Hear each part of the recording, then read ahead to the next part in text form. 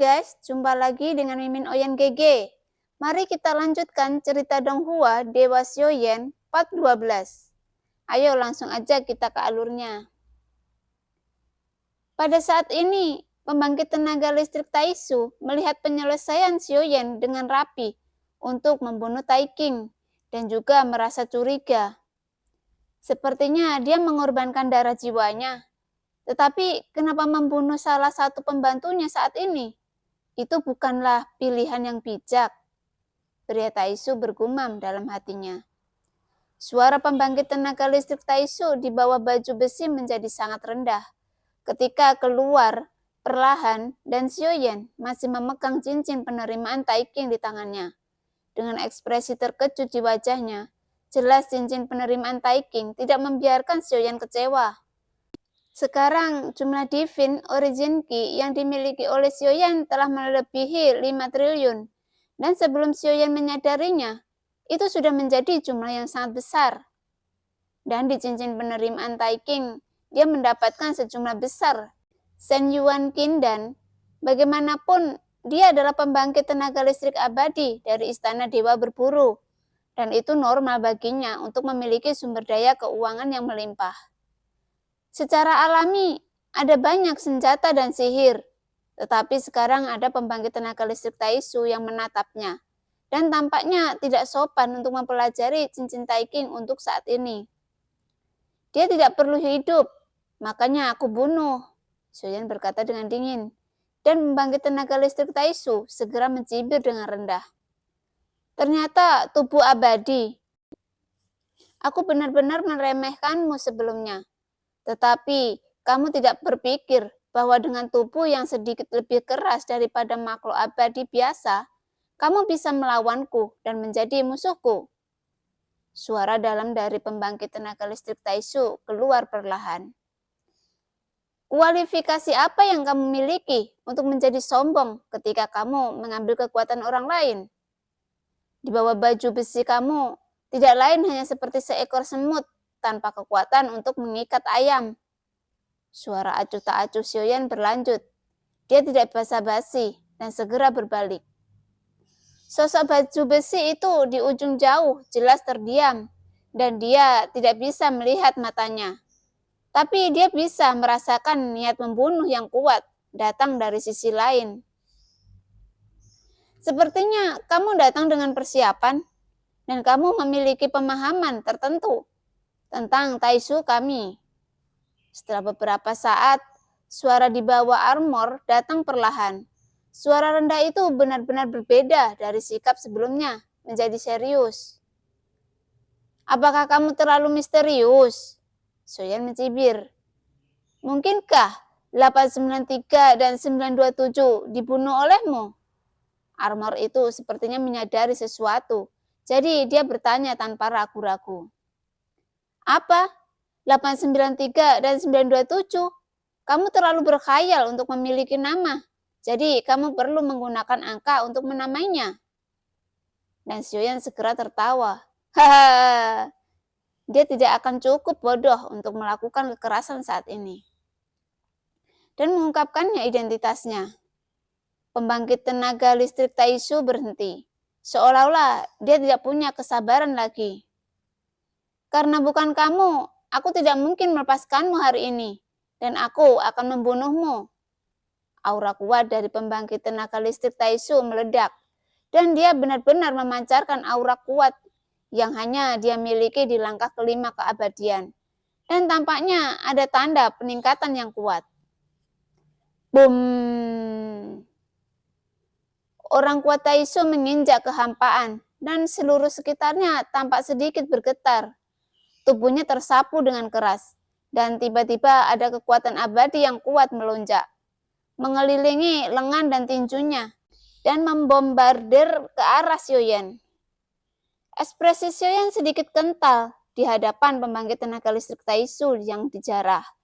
Dia tahu manfaat dari baju besi dewa palsu dan memiliki kekuatan pertahanan yang sangat menakutkan. Jika itu berisi kekuatan abadi, baju besi ini saja bisa menjadi senjata abadi yang tak terhitung jumlahnya. Duar! Tinju baju besinya terbungkus dalam kekuatan keabadian dan tiba dalam sekejap mata di depan Xiaoyan. Momentum semacam ini membutuhkan setidaknya pembangkit tenaga listrik abadi dari langkah ketiga atau lebih untuk memenuhi syarat untuk mengambilnya. Bahkan jika langkah keempat untuk tidak hati-hati, dan pukulan ini bisa mematahkan gerakannya. Namun jelas bahwa Xiaoyan yang memiliki 3 segel bintang berkedip di antara alisnya, dan dia bukanlah seorang vegetarian, dan Xiaoyan sama beraninya jika dia ingin menghadapinya. Pada saat ini, Xiaoyan tidak memiliki niat sedikit pun untuk mundur. Lengannya menegang dan saat berikutnya ada ledakan tiba-tiba. Sebuah tinju bertabrakan dan tidak ada yang takut pada siapapun saat ini. Tinju dari kedua sosok itu bertabrakan satu sama lain di udara. Suara menderu, meledak menjadi ledakan yang memekakkan telinga. Dan kekuatan dahsyat membentuk badai di antara kedua tinju dan menyapu sekitarnya dengan panik. Saat berikutnya, keduanya dipisahkan, tetapi tidak ada jeda. Bayangan tinju dari kedua sisi seperti bayangan yang menutupi sisi lain dengan liar. Duar! Di udara, kecepatan tinju mereka begitu cepat sehingga hanya bayangan yang bisa dilihat. Tak satu pun dari mereka tersentak. Bahkan jika tinju yang lain jatuh ke tubuh mereka, tapi mereka tampaknya mampu menahan kekuatan yang luar biasa. Xiaoyan adalah seperti ini, dan begitu juga Taisu yang kuat dengan cara ini. Jurus tinju transformasi 82 dewa. Suara Xiaoyan jatuh, dan sementara kecepatan tinju tidak berkurang. Kekuatannya berlipat ganda, dan akan ada bayangan tinju emas tambahan di depan tinju yang bertabrakan, dan mereka saling memukul. Ini membuat orang kuat Taisu terkejut, dan pada saat berikutnya, keduanya menjadi kejam. Mereka bertabrakan dengan keras, dan mereka menembak balik satu demi satu. Setelah kedua sosok itu sedikit menstabilkan tubuh mereka, mata mereka tertuju satu sama lain. Xiaoyan memiliki bekas tinju di sekujur tubuhnya, dan patah tulang muncul di banyak bagian tubuhnya. Namun hanya dengan beberapa napas, mengandalkan kekuatan yang kuat, ki dan darah klon dewa abadi segera sembuh dalam beberapa nafas. Di sisi lain, melihat pembangkit tenaga listrik Taisu, Xiaoyan tidak meninggalkan jejak serangan pada baju besi dewa palsu merahnya. Seolah-olah tinjunya tidak pernah mengenainya. Faktanya, selama konfrontasi tadi, Xiaoyan membanting lebih banyak tinju ke armornya. Tapi pertahanan armor ini sangat menakjubkan dan sepertinya lebih kuat dari 2 orang Taisu yang Xiaoyan temui sebelumnya. Namun, jelas ada alasan langsung untuk kekuatan abadi yang mereka serap. Semakin banyak kekuatan abadi yang terkandung dalam baju besi dewa palsu, semakin kuat kekuatannya dengan cara alami. Xiaoyan tidak tahu banyak tentang baju besi dewa palsu, tetapi dia juga secara bertahap mengumpulkan beberapa informasi selama pertempuran dengannya, sehingga akan nyaman bagi Xiaoyan untuk menggunakan baju besi dewa palsu di masa depan. 841. Apakah ini kode namamu? Gumam Xiaoyan dengan sinis, karena dalam pertempuran barusan, Xiaoyan memperhatikan lengannya, sama seperti klon Taisunya, yang ada nomor yang agak mencolok di lengannya. Pembangkit tenaga listrik Taisu tidak berbicara. Tampaknya dalam pertempuran tadi, dia sangat tidak senang pada saat dia gagal menghancurkan Xiaoyan. Jelas dia meremehkan Xiaoyan. Kenapa? Mungkinkah kamu ingin membunuhku? Pria Taisu berkata perlahan, seolah dia tidak terkalahkan, dan menatap Xiaoyan dengan tatapan tak terkalahkan.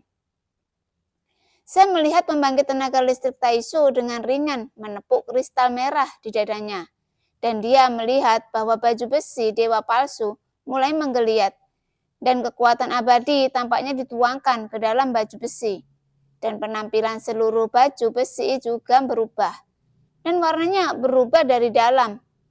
Merah berubah menjadi merah darah, dan bersinar dengan cahaya merah redup. Pada saat ini, baju besi dewa palsu tampaknya tidak lagi menjadi baju besi sederhana, tetapi lebih seperti parasit, makhluk hidup di tubuhnya. Melihat adegan ini, Xiaoyan tidak bisa tidak kagum di dalam hatinya sejauh ini. Menghadapi Xiaoyan, pembangkit tenaga listrik Taisu dapat merasakan bahwa auranya lebih kuat dari sebelumnya, dan dia sudah memiliki rasa penindasan di langkah ke-6. Jelas bahwa dia siap menggunakan jurus pamungkasnya.